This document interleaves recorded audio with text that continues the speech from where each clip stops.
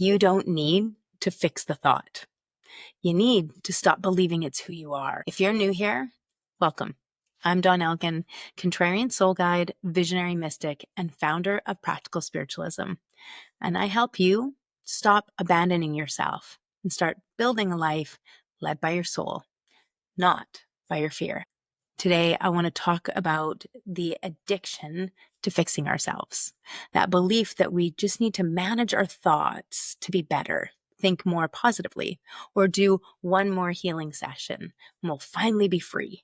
But what if the real medicine isn't in fixing anything? What if the freedom comes not through controlling your thoughts, but through witnessing them? In this video, we're going to explore how to stop identifying with your thoughts and your emotions. Understand the subtle body and the pain body and their connection. We're going to shift out of ego patterns without going to war with yourself and remembering who you are beyond the loop. And if you've been stuck in the spiral of working on yourself, this conversation is for you. We live in a world obsessed with improvement, more healing, more managing, more mindset.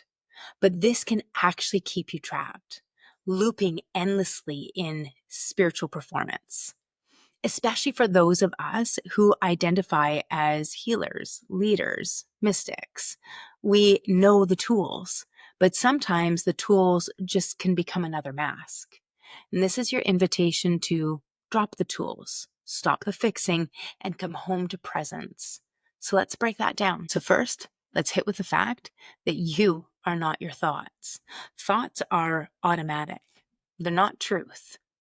If you think of it this way, thoughts in themselves are electrical. They're like electrical charges in the quantum field, in the space, the stillness that is all around us. And they're just happening. Thoughts are just available and we can tap into them.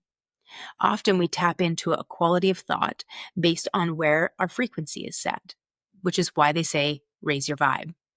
And so if you think of like changing your frequency, then you're going to be able to match or loop into a different frequency of thought. So like a radio tower and a signal. And so what are we connecting into? So thoughts themselves, those are automatic, just on their own. But then we have this autonomic thinking, this habitual patterning that happens. And the ego tries to control experience through thought loops. So then if you think of, you'll have the question maybe in the morning, I'm hungry. Ooh, I feel like Italian. We should go over to the Italian restaurant. What was that great Italian restaurant and meanwhile, you're like supposed to be in a meditation. So one thought just goes into the next, into the next, into the next. They're very automatic if we're not paying attention. So note that first, because often we identify as our thoughts. I'm a bad person, or I'm these experiences, these monads, these archetypes, and it's because of something far outside of what you actually are. And it's witnessing the thought that gives you choice. So once we witness it, we can actually go, oh, does this thought align with who I choose to be? Is this thought even mine? Or is it just one that's out there? And once we recognize that thoughts themselves are just a process, they have a beginning, a middle, and an end, we can actually release them. Yeah, no thanks, because we don't take them personal. So the moment we start witnessing them, we're shifting, and it's like being an audience member. So now we can watch it instead of being involved in it, instead of attaching to it, instead of not only identifying with the thought, but judging ourselves by the thought. We can also ask, is this thought even true? We don't even challenge half of our thoughts. We just take them as point. And so if we challenge them, is this thought even true? Is this mine? Is this now? Is this some thought from way back in the past that suddenly is looping in? Healing doesn't begin when you change the thought. It begins when you stop mistaking it for your identity. One of the reasons this is so important is because in downward causation, in the normal process of things, we have a thought and then we have a feeling. So we're driving around down the road, somebody cuts us off, We have the thought, he's a dick, or he shouldn't do this, or that's wrong.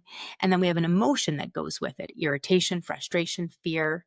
And then from those combined, we get a feeling. So thought creates emotion, creates a physical experience. And so then we'll get blood pressure rises, heart rate increases. Maybe we get a cortisol shot and all of the hairs stand up on our body. So thought, emotion, and then a physical experience.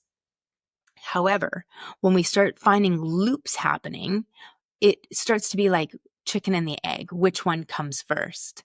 And this is where our subtle body and our pain body come into play. And so the subtle body is the energy, or it's our energy body, which is made up of not only thought and emotions, but thoughts, emotions, meridians, chakras, ideas, beliefs, concepts, our ego, our intellect. They're all kind of play in this energy, electrical and magnetic. And so we've got these electrical charges, and then we've got these magnetic draws happening, which are emotional. And so we have this magnetic energy through our heart happening, drawing experiences to us. And so the thought has the emotion, and then we draw experience to us. And so this starts to loop in. So what happens is we have this beautiful subtle body, and it's like clear energy. It's just pure light. And then we start to resist or cling to experiences, both good and bad, and we start creating suffering. And so we're clinging to some things and we're pushing some things away, and we don't like this and we do like this. And so it starts to create a stagnancy of energy. And it's what Eckhart Tolle calls the pain body. And so we get this stagnant energy that ends up being within what's supposed to be a constant fluidity of energy, of information that's happening within us. And so all of a sudden we've got this shadow aspect of the subtle body, and it gets stagnant, and we need to move that energy through. But we don't really know how to, because what we know is to grip and to cling and to resist and to panic. So those are the things that we do. And so once we understand, like, oh, here's this pain body that is feeding, because it's an emotional parasite. So it feeds off of itself, like attracts like. So as we hold the anger, we create this energetic body that's alive. It is energy in motion still. So although it's denser and it's kind of stagnant it's more like, instead of a flow, we've got like this pulsing. And so you think like when you get a sliver and it infects, and you just get this throbbing. And that's what our pain body's like. It's an infection that is just throbbing, and it feeds off itself. It's very parasitic. And so it has anger. And so it starts to purposely antagonize these experiences, draw more anger, which creates another angry thought, which gets another angry emotion.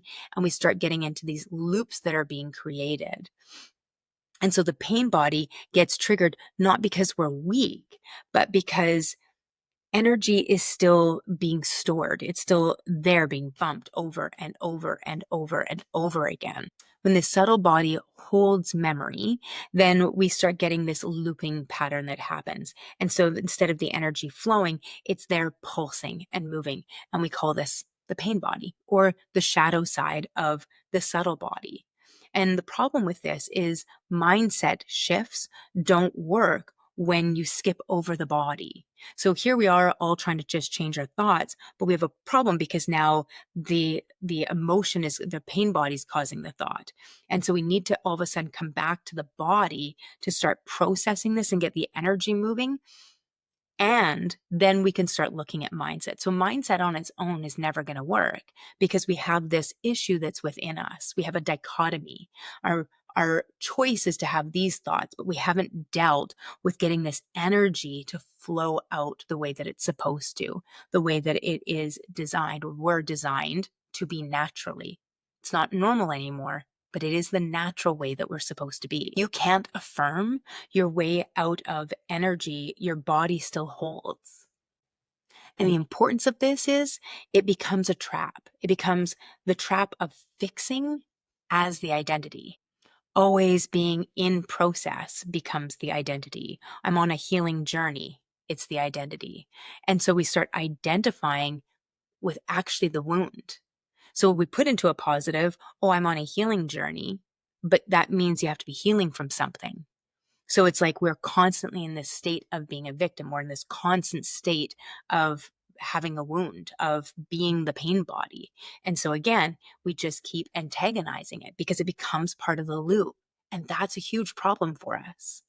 Fixing becomes a new form of control. We start looking at it as like something that we can do instead of, again, shifting our awareness into being the witness, to watching. We're still getting sucked back in. We're just doing it with a different costume on. Because the truth is constant self-analysis actually blocks embodiment. Because we're in this constant self-analysis, we're in mind. And so we're not getting into the embodiment practice. I can say I am these things, but if I'm not embodying them, if I am not really being one with myself, being grounded, being centered, then it's going to constantly keep me in this loop. And then suddenly healing becomes a performance, a show that's being put on instead of a presence. The ego will even wear healing as a mask if it helps you stay safe. And so we have to watch it because the ego is shifty. It'll move. We're a victim. And then all of a sudden it's like, well, I don't want to be this anymore. And so it starts to pivot. Okay, yeah, this is our new identity. Now I'm healing. And so it just will shift and shift and shift. Anything it can do to help it stay safe, to help you have this illusion of being safe. But true healing is in the witness. It's the witnessing of the self. The witness is the self, the unchanging presence that's behind the thought. So if you think of this world, it's a performance. It's a big drama being played on the largest stage. And we have certain roles that we play within this drama. And our job, though, is to remember that we're actually the actor. We're the one that is witnessing it. We get to have all these different roles within it. We get really stuck. I am this role or I'm these roles. And we don't think like, well, hold on a minute. You're actually the one that is acting, that's creating this. You are not only the actor, you're not the role, but you are the actor. You also can take those moments to step back and go into audience and watch for a moment and then shift back in. You get to be the director of the play. Oh, cut. Don't love that line. Going to change that. And we can change our marking. So all of a sudden it shifts. We get to play all of these different positions that allow us to see things from a way, way, way bigger point of view. And that's the witness. That's the most expanded self. We have this expanded view of what's really going on. And as the witness, we don't need to fix or manage. We only need to see. When you witness without collapse, without getting sucked into it, the energy moves. All of a sudden, power returns and identification ends. Presence is what breaks the pattern, not pressure. If this resonated, make this your practice this week. Just notice the thought and then ask, does this align with who I choose to be? And then choose again. It is a choice. You are not your thought. You are the awareness that's behind it. And that beautiful, beautiful soul, that is your power. If this spoke to your soul, give it a like, share with a friend, and subscribe so we can walk this path together. Want to go deeper with support? Book a free clarity call and let's explore if soul alchemy is calling to you. And check out the Sovereignty Rising podcast for more soul truths. A new podcast drops every single Friday. And you can listen here or on your favorite streaming service. And come join us at the Awakening Circle. It's my free Facebook community where we breathe, remember, and rise together. We're not meant to walk this path alone. We rise in remembrance together. And remember, I see the light in you, and it's freaking brilliant. I so badly want you to see it too. I'll see you in the next episode.